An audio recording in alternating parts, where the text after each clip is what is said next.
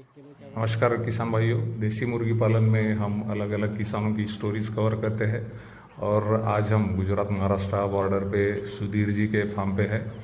हमारा चैनल आप देखते होंगे तो हम हर बार बताते हैं कि देसी मुर्गी पालन छोटे पैमाने पे शुरू कीजिए, लेकिन सुधीर जी हमारे चैनल से उनका फार्म शुरू करने के बाद जुड़े हुए हैं।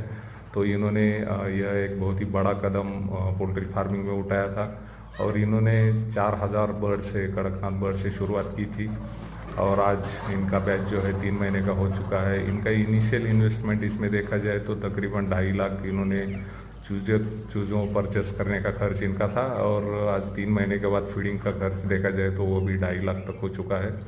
इस तरह 3 महीने में इनका अभी 5 लाख इसके ऊपर कॉस्ट या खर्च हो चुका है। और हम हर बार बताते हैं कि देसी मुर्गी पालन छोटे पैमाने पे शुरू इसलिए करना चाहिए ताकि हम मार्केटिंग अच्छे से सीख लें।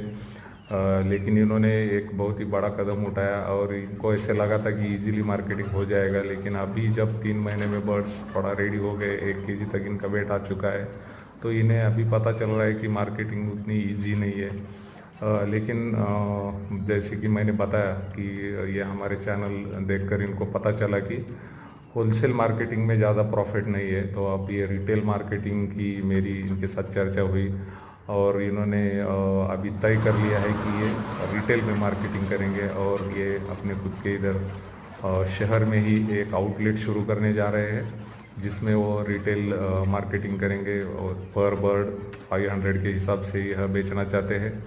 और जैसे कि 6 महीने के बाद कड़कनाथ में एक प्रोडक्शन शुरू हो जाता है तो वो पर एक 20 रुपीज़ के हिसाब से रिटेल में बेचना चाहते हैं। तो हमें इससे यही सीखना है कि इस तरह बड़े पैमाने पे एक तो शुरुआत न करें और शुरुआत करते हैं तो इसमें मार्केटिंग की डेयरिंग करना बहुत ज़रूरी है। तो जिन किसान भाइयों ने देसी मुर्गी पालन बड़े पैमाने पे शुरू किया है वह किसान भाई अपना जो खर्च हो चुका है कम से कम उससे 30-40% ज़्यादा से रिटेल में बेचने का कोशिश करें, जैसे कि अभी सुधीर भाई भी कर रहे हैं। और जिन किसान भाइयों को मार्केटिंग में दिक्कतें आती है उन्हें चैनल पे हमने जो छोटे पैमाने पे मुर्गी पालन बताया है उस तरह से आगे बढ़ते हैं तो बिल्कुल उन्हें फ़ायदा होगा। धन्यवाद।